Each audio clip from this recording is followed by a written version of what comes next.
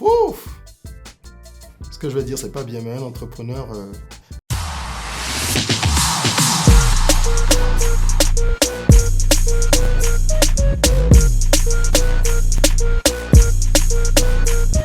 La brèche. Est-ce que la musique te manque? La musique ne me manque pas vraiment parce que j'en écoute tout le temps. C'est vrai que je gratte encore des textes. Je vais moi en studio. On vit avec quoi. Maintenant, être sur scène, oui, parfois ça me manque. Mais comme je dis, chaque chose en son temps. C'est une question de planning. Donc les choses reviendront du côté de la musique au moment voulu. La dernière fois que tu étais en studio? Ça devait être en 2019. Début 2019, j'étais allé enregistrer le morceau Encore jusqu'au bout j'irai, qui accompagnait la sortie de mon livre qui est sorti la même année. Le livre Jusqu'au bout j'irai, justement. Donc ça a été un moment intense parce que ça faisait très longtemps. Ça faisait peut-être 4 ou 5 ans que j'avais pas mis pied en studio. Et oui, ça a été un moment intense. J'ai pris beaucoup de plaisir à kicker, surtout que c'était une prod assez dynamique. Donc voilà. As-tu le sentiment d'avoir réussi ta carrière musicale? J'ai le sentiment de l'avoir un petit peu abandonnée à un moment où elle décollait. Parce que j'avais fait l'Institut français en 2011, j'avais rempli l'Institut français. Je venais de sortir mon deuxième album solo. Il y avait Jeanne d'Arc-en-Ciel, le morceau Maman avec Shadé qui tournait énormément ici et à l'Inter. Et moi, j'avais d'autres plans. Donc, je suis parti beaucoup plus du côté de l'entrepreneuriat. Et forcément, les choses sont allées plus vite que je pensais de l'autre côté. Donc, j'ai poursuivi dans cette branche-là. Mais comme je dis, j'ai jamais voulu non plus faire exclusivement une carrière musicale. J'ai énormément d'autres ambitions. J'ai envie de faire beaucoup de choses. Et voilà, il fallait faire des choix à un moment donné. Donc oui, je l'ai un peu abandonné. Elle et moi, on s'est déjà expliqué. Donc ma carrière et moi, je crois qu'elle m'a pardonné et on avance. Quelle est la chose qui t'a le plus marqué durant ta carrière? Alors, déjà le morceau Dans ta zone avec le Takakru, parce que peu de gens le savent, surtout de la nouvelle génération. Mais SM, Nesta, BMJ, DCH, aujourd'hui Mouna et moi, on avait formé le Takakru en 2003. Oui, 2003, donc ça faisait super, ça fait super longtemps. Moi, j'avais 16-17 ans. Et on a sorti Dans ta zone, le morceau Dans ta zone en 2004 avec le morceau Aïmetia. Et ces deux morceaux-là ont eu un écho phénoménal. Donc ça a été un début tonitruant de carrière et forcément, ça nous a embarqué dans un tourbillon qu'aucun de nous n'attendait ni n'espérait.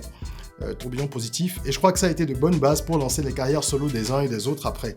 Donc il y a l'épisode Taka qui a été très fort. Et ensuite, comme je disais tout à l'heure, oui, mon concert à l'Institut français en juillet 2011, ça a été extraordinaire. C'était sur la grande scène. La salle était, l'esplanade était pleine à craquer. C'était un gros challenge. Et c'était une grosse fierté aussi. Il y avait Haïfa au platine, il y a eu plusieurs artistes invités sur scène, Giovanni, plein d'autres, Nesta. C'était génial, SAM. C'était vraiment un très beau moment. Ton meilleur morceau? Mon meilleur morceau. Je pense que j'ai un morceau qui s'appelle Comme Personne, qui a été le deuxième single de mon dernier album Irrésistible après Jeanne d'Arc-en-Ciel, qui est un morceau très technique. Mais ça, c'est un ego trip. Donc, je dirais que techniquement, pour moi, c'est un des morceaux sur lesquels j'ai le plus kické. Sinon, honnêtement, mon morceau de cœur, c'est Mama, Jeanne d'Arc-en-Ciel, parce que c'est une dédicace à ma mère. Je pense que c'est le plus bel hommage qu'un enfant puisse faire, quoi. Bellissima maman, fini de faire le malin. J'ouvre mon cœur, ferme les yeux et prends le monde à témoin. Tambouriner, que je t'aime serait un euphémisme. Alors je te témoigne ma reconnaissance à ma manière. Yeah, oui c'est ton fils qui te parle. Le Benjamin auteur d'un très bon départ dans la vie. Grâce à qui? Grâce à toi, Madre Mia. Quelle bénédiction de t'avoir, Ave Maria. Comment apprécies-tu la vie d'artiste? Dans le contexte actuel, alors, n'étant plus moi-même un artiste, un chanteur, parce que je suis artiste, l'art est large, j'écris, je fais beaucoup de choses. N'étant plus un chanteur actif sur la scène, j'ai un peu de mal à me prononcer, mais ce que j'observe, c'est qu'aujourd'hui, il y a une véritable explosion, un engouement supplémentaire de la part du public en ce qui concerne les artistes, qu'ils soient béninois ou francophones en Afrique. Et c'est une bonne chose.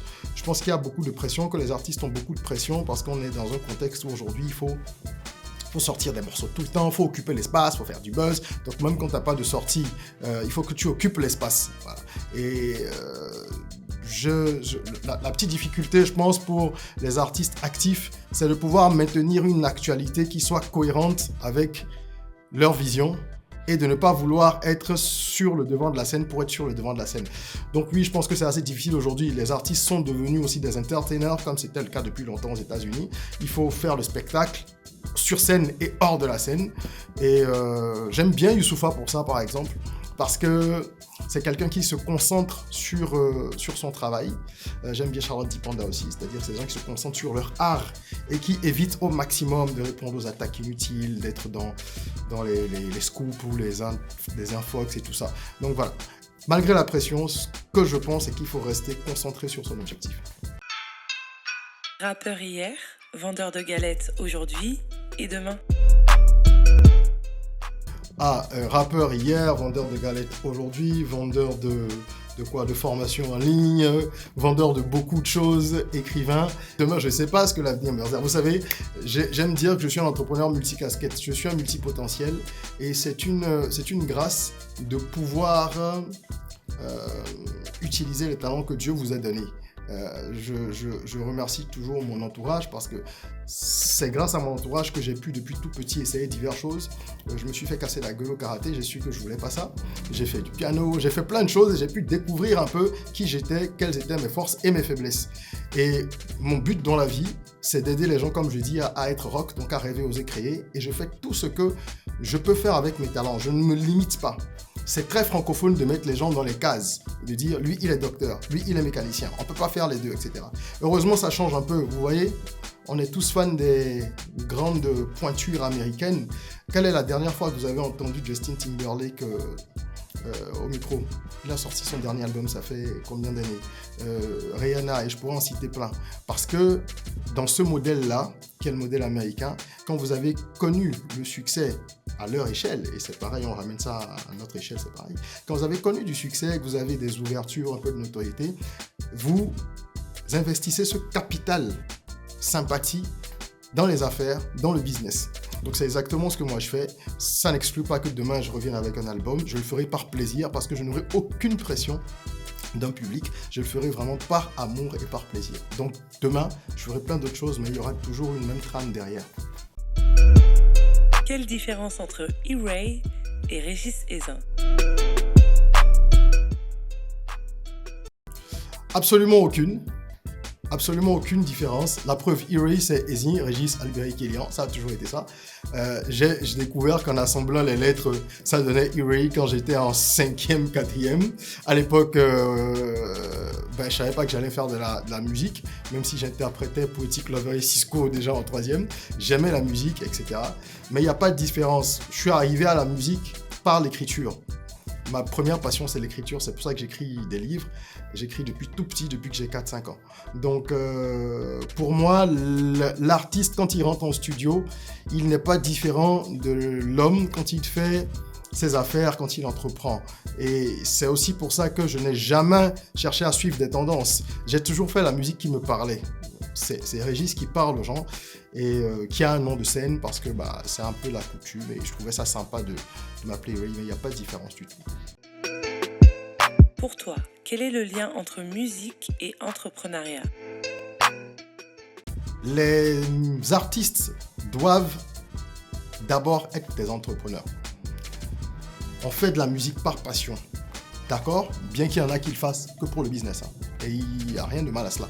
Même quand on le fait par passion, il faut derrière qu'il y ait un plan, qu'il y ait un business plan entre guillemets, que vous ayez un plan de carrière, que vous sachiez où vous voulez aller, comment vous voulez le faire. Faire quelque chose par passion, que ce soit de la musique, que vous soyez peintre, que vous soyez, je sais pas, peu importe le domaine, même jongleur. Vous pouvez être le meilleur jongleur du monde et gagner énormément d'argent, hein. Mais si vous n'avez pas de plan, que vous ne vous asseyez pas pour vous poser la question « Où est-ce que je veux aller ?» Alors vous allez faire du beau travail. Les gens diront « Waouh, il est talentueux. Ah, il est super bon. » Mais vous allez vous retrouver à la maison à vous gratter la tête en vous disant « Comment est-ce que je fais cuire la marmite ?» Donc, il faut, quel que soit le domaine dans lequel on est, qu'il y ait toujours une dynamique entrepreneuriale. Petite anecdote à ce sujet. En 2011, je sors mon album en 2010. 2011, mon manager, c'était Jasmin, à Rosinguezo. Et pendant 6 mois, on a décidé, lui et moi, je venais de rentrer, je n'avais pas encore rentré au pays, je n'avais pas encore créé ma première entreprise. Donc, on avait du temps. Et on s'est dit, qu'est-ce qu'on fait ? On va vendre l'album nous-mêmes, puisqu'il n'y a pas de circuit de distribution valable au Bénin. Alors, tous les matins, pendant 6 mois, Jasmin et moi, on montait sur une moto. Il avait la sienne, je crois que moi j'ai eu la mienne un peu après. On montait sur une moto et on sillonnait Cotonou. Comment ? On allait se poser dans un glacier de la place que je ne nommerai pas. On prenait notre petit-déj et pendant qu'on mangeait, on sait que les gens qui étaient là, c'est des gens qui soit connaissaient Jasmin parce qu'il passait à la télé, soit me connaissaient. Sur la jaquette, j'étais habillé dans un costume, etc. Donc c'était pas le cliché hip-hop et on avait une cible en face. Donc on pouvait vendre une dizaine de CD le matin en prenant le petit-déj. Ensuite, on faisait les écoles supérieures de la place. À midi, on revenait manger dans un restaurant maquis en plein Gary qui est toujours bondé. Je crois qu'il est toujours là aujourd'hui. Et on faisait tout ça jusqu'au soir. Vous savez, on a vendu des milliers de CD. Jasmin et moi, en 6 mois, on a vendu plus de 3000 CD. Et on ne faisait que ça du matin au soir. Et on n'a pas fait de bruit. Il n'y avait pas de tambour, pas de trompette, pas de grosses comme à la télé, etc. Donc, la fibre entrepreneuriale, si vous l'appliquez à ce que vous faites, vous trouverez toujours le moyen de rentabiliser, même si les gens ne sont pas au courant. Le but, c'est pas que les gens sachent que vous avez vendu forcément des milliers d'albums. Moi, c'était pas mon but en tout cas. C'était de faire entrer de l'argent et de rentabiliser. Donc, il y a forcément un lien. Et s'il n'y en a pas, trouvez quelqu'un qui a la fibre entrepreneuriale qui va vous accompagner, lui, si vous êtes l'artiste et que vous n'avez pas cette fibre-là. Trouvez un bon manager, quelqu'un qui a un mindset pour gagner de l'argent, qui vous accompagne. Qu'est-ce qui t'a poussé à entreprendre ? Déclic. Généralement, les gens disent de la musique ou du rap à l'entrepreneuriat. C'est un peu réducteur. Moi, j'ai toujours fait ça. Je viens de vous parler de l'anecdote de la vente des CD. Et quand j'étais au collège, je vendais des poèmes déjà. J'écrivais des poèmes que je vendais aux garçons, puisque vous savez que aux autres garçons, c'est la période où on se met à vraiment draguer, dragouiller. Et j'ai même failli me faire tabasser parce que j'avais une vingtaine de poèmes et c'est les mêmes que je vendais à tout le monde. Et il y a 2 grands frères qui se sont retrouvés à draguer la même fille avec le même poème. Donc ça a fini par se savoir et j'ai dû arrêter. Voilà. Mais pour vous dire que gagner de l'argent en faisant ce qu'on sait faire, c'est quelque chose que je fais depuis longtemps. J'ai vendu des BD que j'écrivais avec un pote au collège. Donc pour moi, c'était une suite logique. C'était une suite logique. Quand j'ai fini mes études, directement, j'ai voulu créer mes propres affaires. J'avais des propositions que j'ai refusées et je me suis jeté comme ça à l'eau. Donc voilà, moi j'aime impacter. Je pense que tout le monde ne peut pas être entrepreneur, mais il faut de plus en plus de personnes qui entreprennent. Parce que pour qu'une nation se développe, il faut qu'il y ait plusieurs entités économiques qui créent. Ce sont les gens qui créent des entreprises, qui créent de l'emploi, qui payent des taxes, donc qui vont développer le pays et qui créent des solutions. Donc moi, c'est une passion pour moi d'entreprendre. Pour toi, est-ce que l'atmosphère béninoise est-elle favorable à la prolifération des talents ? Alors, la prolifération des talents de façon globale, je pense que c'est un débat. Si on commence à le faire, on va pas en sortir. Mais c'est vrai que nous nous plaignons souvent que les initiatives locales ne sont pas assez soutenues, que ce soit par les particuliers ou par les autorités. On se plaint d'un certain nombre de choses, du pouvoir d'achat, etc. Je crois que partout où l'on se trouve, on peut s'épanouir en utilisant son talent. Maintenant, pour moi, l'atmosphère idéale n'existe pas. Ça dépend de ce que vous faites. Chacun doit savoir quel est son plan.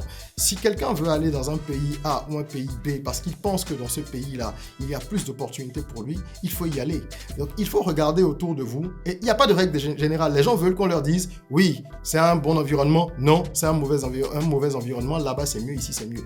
Il y a des gens, je vous dis, qui sont dans des pays dont certains rêvent et qui se plaignent tous les jours et qui veulent quitter ces pays-là. Donc ça dépend de chacun. Réfléchissez à votre situation. Mais il y a une chose qui est vraie, c'est que nous devrions travailler à aimer davantage ce que nous produisons. Que ce soit dans l'agroalimentaire où j'officie, donc que je connais très bien, que ce soit dans la musique, que ce soit dans les arts, il faut qu'on apprenne à valoriser davantage ce que nous produisons. Le travail est en cours, les artistes chanteurs font beaucoup, les entrepreneurs font beaucoup dans ce sens aussi, mais il faut encore de la sensibilisation. Il faut qu'on travaille sur le mindset des plus jeunes, c'est l'état d'esprit qui nous permettra d'être fiers de ce que nous faisons pour que la nation grandisse. Des conseils pour tous ces jeunes qui veulent entreprendre comme toi? La première chose, c'est qu'il faut rêver grand. Je dis souvent, rêver grand, ça coûte 0 francs. Donc je ne vois pas pourquoi est-ce que les gens se contentent de rêver petit. Notre environnement a tendance à réfréner les ambitions. Et généralement, on se dit non, si j'arrive à avoir ma petite maison, à avoir ma femme, mes enfants, un petit boulot, c'est cool. On a grandi avec des pensées qui sont presque de l'ordre de la limitation. Et il faut sortir de ce carcan-là. Il faut rêver grand. Si vous n'avez pas d'ambition, vous ne ferez pas grand-chose. Ce n'est pas de l'orgueil.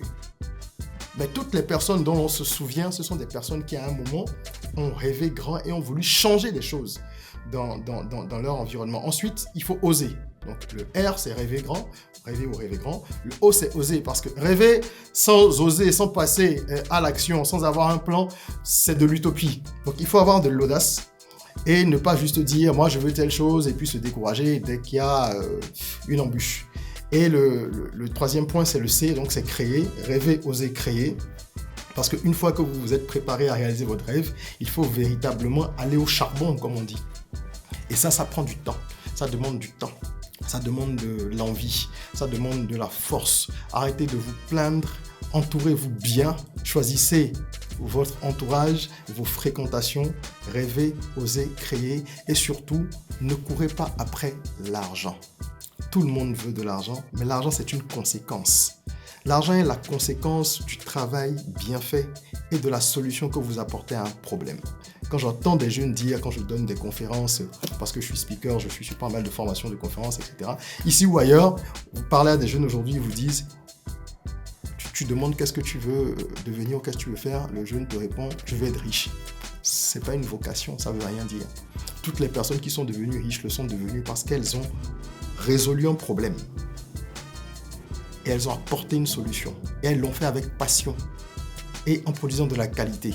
Une fois que vous faites ça, l'argent suivra automatiquement. Donc oui, nous voulons tous avoir de l'argent, mais faisons bien ce qu'on fait et ça suivra, ce sera une conséquence logique. Que penses-tu de la France-Afrique? Un gros débat ces temps-ci, la France-Afrique. Je pense qu'on a forcément un lien avec la France parce qu'il y a eu la colonisation. Nous parlons de France-Afrique. Dans les pays anglophones, ils ont des liens avec d'autres pays. Mais ayant été colonisés, il y a des liens qui sont restés et qu'on essaye de dénouer. Je pense que la France-Afrique, pour résumer, faire un peu cliché, c'est vrai que ça peut sembler être une barrière. Ça peut sembler une barrière.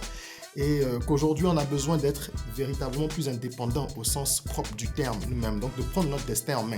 Parce que la vraie question, c'est ça. Est-ce que toutes ces machines qui sont installées, qu'on appelle France-Afrique, tous ces réseaux, tous ces mouvements, tout ce lobbying, est-ce que ça permet à nos pays d'être indépendants? C'est peut-être un peu difficile. Il faut qu'on prenne nos responsabilités, nous-mêmes Africains, mais surtout qu'on arrête d'indexer la France tout le temps. Parce que je pense que nous sommes dans ce que j'appelle le calimérisme. On fait les caliméros, on se plaint tout le temps. C'est toujours la faute aux autres. Quand ça ne va pas, c'est la faute à la France, c'est la faute aux voisins, c'est la faute à la grand-mère qui est au village. Nous ne faisons pas assez de remise en question. Qu'est-ce que nous-mêmes, quelle est notre part? Si nous sommes fatigués de la France-Afrique, il faut que nous, c'est-à-dire nos dirigeants et nous-mêmes, dans nos différents pays, nous prenions nos responsabilités. Est-ce que nous sommes capables aujourd'hui de prouver qu'on peut se défaire? Moi, j'aime beaucoup le modèle rwandais. Le Rwanda a abandonné le français il y a plusieurs années, c'était dans les années 2000 déjà. Quand je dis abandonner, c'est qu'ils ont changé de langue officielle et ils sont passés à l'anglais. Donc, ils ont fait des choix radicaux, beaucoup d'autres choix. À un moment donné, si vous voulez vous défaire, vous voulez prendre votre indépendance à la maison, par exemple, vous dites à vos parents, je m'en vais. Je vais prendre mon appartement, je me débrouille, je vais le payer. Vous pouvez pas rester à la maison, rentrer, vous disputer, dire mais non, mais je suis grand, mais laisse-moi faire ci, laisse-moi faire ça. Donc prenons nos responsabilités à un moment donné, arrêtons de jeter le tort sur les autres et prenons notre destin en main, agissons de façon responsable. Action ou vérité? Il n'y a pas de joker? Vérité. La dernière fois que tu as menti? C'est pas bien, mais un entrepreneur, je vais pas dire qu'il ment plusieurs fois par jour, mais il arrange la vérité. La dernière fois que j'ai menti,